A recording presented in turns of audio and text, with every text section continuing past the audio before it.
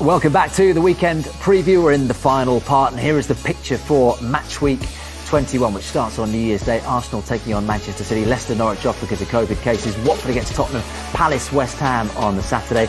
Then on Sunday, Brentford, Aston Villa, Everton hosting Brighton, it's Leeds against Burnley, Southampton, Newcastle, also a game that's gone, a big one at Stamford Bridge, Chelsea taking on Liverpool, Tuchel up against Jurgen Klopp, and then it wraps up on Monday night with Wolves going to Old Trafford to take on Manchester United. Let's hear from both managers. Bruno Lage and first Ralf Rangnick. It's important if you play with such an offensive formation and lineup that they work together defensively and that they have a defensive work ethic, and that was the case with both of them, Cristiano and Eddie. They did a lot for the team against the ball today, and we will see. I mean, we have Bruno back against Wolves. And quite a few other options. Rashi didn't play today, so up front we have enough other alternatives that we could play with. We come with the two good games against Brighton and against Chelsea. Also, the previous games it was very good for us because the team were there and play well against Man City and Liverpool, hard games. And the team were there. We create our chances. We play our game. We play as a team. And now we stay 2 weeks without games. Some players with COVID. So that's why I need these 2 days to understand better which players are fit to play. And for sure, that's my concern. If they have the rhythm to play at that level after these two weeks without games. Rafa, we know you've got Ralf Rangnick on speed dial. Very good, mates. Is this how you saw the beginning of his era at Manchester United going? What have you made of it? Well, I think the results have been okay, but the Newcastle one felt like a big setback. But in the context of the season, you can drop points. What's interesting, I think, if I try to be neutral for a second, is that I think he had to adjust because his way of football, I think, is not necessarily the right fit for this team immediately. If he was there now for 3 or 4 years, I think we'd see Ralf Rangnick football evolving, but he knows right now this is a very fluid situation. You have to be quite pragmatic, have to make sure that you can not demand something that the team cannot deliver and the dressing room cannot deliver. They are not going to be a finely tuned working machine collective team because these aren't the players for it necessarily. They haven't been built for that. So he had to adjust. I think the players also had to adjust. And you see that little by little. In some games, some things work out. Defensively, they look better in some games. Offensively, they look better in other games. What he's still looking for is a more even performance where things sort of come together. But only a month in with very limited time of training, I think it's probably gone as well as he thought it would be at this point. Unbeaten, 10 points from 12. But I guess it's the games, isn't it? Some of the Manchester United fans would say it's the opposition, you know, Palace, Norwich, Newcastle, Burnley. You'd expect full marks out of that. Yeah, 100% you do. That's what you expect because they're Manchester United. But one thing we've got to remember, this is Premier League, so anyone can beat anyone in there. It's interesting what Rafa, you're saying about there where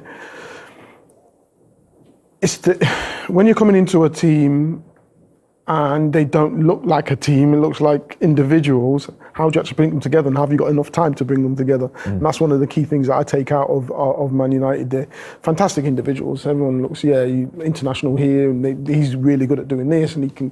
But when you actually bring them together as a team, don't look as fluent as what I've seen Manchester United and what I expect from a Manchester United team, to be honest. They got the reaction though, Gabby, didn't they? That was important from the Newcastle game, which Rafa mentioned, against Burnley. You know, whether they knew how they got the reaction is a different story, but they got the points and it was more of a performance that Ralph would have wanted. Yeah, and they changed the tactics. No playing from the back. No giving it to Maguire and, Burnley pressed him and then losing the ball. De Gea just kicked it straight forward to Cavani, Ronaldo, bit old school, but they got the result. That's all it's about now, really, for me, because you look at Arsenal, Spurs, West Ham, they're all fighting for that fourth spot. So Manchester United now, I don't think it's really about how they're playing. They need top four. If they finish fifth and in Europa League, that's a disaster. for a club the size of Manchester United. Yeah, Emma, you think they are going to get fourth, don't you? Because I said earlier, I think Tottenham are sort of at the top of that list. But go on, why do you think Manchester United, given that there's not that team as you've mentioned? I just think they know how. They've been there before. They've been in that position where they're fighting. I just think they can pull it out of the bag. They've got a game in hand, obviously, there. I just think they've got that know-how, and they will eventually get there over the line. It might not be pretty when they get over, but I do think they will. They should do. The squad players have got. Look at their team. There's a squad man for man. They should. But that's what we just said before, man for man. They don't really play as a team, but I just think they've got the know-how and to get it over the line. So I just feel they will get into it. We should be drilling Rafa here because he knows him so well. I mean, like, even in his first press conference, he said, didn't he, that I might just do it like I did at RB Leipzig and stay for another year. Which I don't know if you're a Manchester United fan, what you would make of that, because that doesn't suggest sort of long-term plan. That suggests we'll see how it goes. And they've been down the see how it goes route with Ole Gunnar Solskjaer, and we know how that ended. I think that was maybe an attempt at German humour. Was it? It was lost on me. To say, you know, maybe I will even do what I did at Leipzig and appoint myself. Yeah, okay, as I see what you're saying. Bit of a tongue-in-cheek. But of course, you know, as any manager in this position, you're ambitious and you think, okay, I'm an interim manager. Yes, I accept that. The club probably have other ideas, but I want to make sure that I put myself forward as best as I can and do this job as best as I can. And then who knows where I end up in March or April. So the question is, of course, in the long run, will United become a slightly different club when they have a bit more a long-term vision, or will they rely on managers to do a lot of the sporting input? Because I think that's one of the issues maybe in the past that held them back a little bit.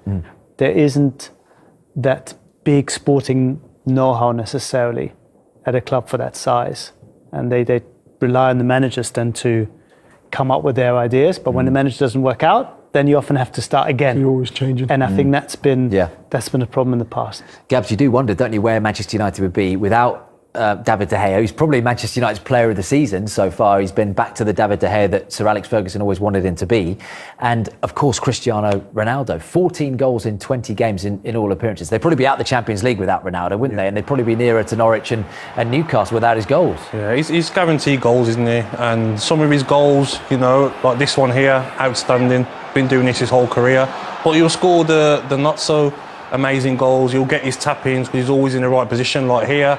So for me, he's been outstanding, and he might be the difference that gets him to the top four. But De Gea, wow. Yeah. If you look back at the Norwich game, you know, away at Norwich, De Gea, some of his saves got them the result that night. night. The maximum one at Newcastle. Yeah, he's been in outstanding form. So on Cristiano Ronaldo, Emil, where do you fit into this argument? Because I've heard a lot of Manchester United, even Manchester United fans, will stress that, saying that, you know, it has changed the whole dynamic. And, you know, look at Rashford, look at Greenwood not getting the sort of minutes because he has to play, doesn't he? Well, he has to play. When you're putting up stats like that, you've got to play. I was one of those ones that I was worried about him coming back, in the sense that I didn't think it would work. But when you're putting up numbers like that, it's fantastic. The only thing I would say is it does change the dynamics of the on the pitch, because again, he's got such a presence. Does it sap a bit the energy from the younger players and the other players? Do they not do what they know they can do and they're capable of doing, where they're just passing it on to Ronaldo? Give it to Ronaldo. Where we need everyone to express themselves and everyone to be the best they possibly can. It kind of looks like the Ronaldo show a little bit. Yeah. What about Wolves? They had an awful start, Rafa, didn't they? And an absolute full credit to Bruno Lage, who's got them up in 8th for the turn of the year. They're a funny bunch as well when you look at stats. I mean, 13 goals, only Norwich have scored fewer, and only Manchester City have conceded fewer. But they're kind of, you know, they're just doing their job, aren't they? Smack in the middle of the table, no danger of relegation, and kind of looking at the top 6 spots. Yeah, and horrible to play against because they give nothing away. It's probably really one of the most challenging teams in terms of opening them up, creating chances, because they're so defensively sound.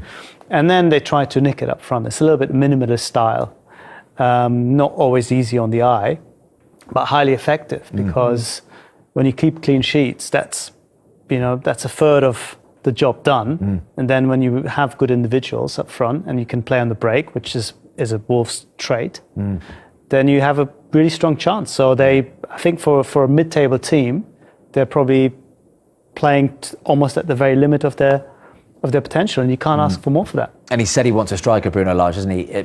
Essentially in January. I know he's got Jimenez there, but obviously they lost Jota, didn't really replace him. Podence hasn't been performing the way that he has over the last 18 months. Is that crucial, you think, they get a 9? I think so, yeah, to help. Jimenez, you know, he's obviously had that horrific injury. He's come back. He has started scoring, but just someone to give him a hand.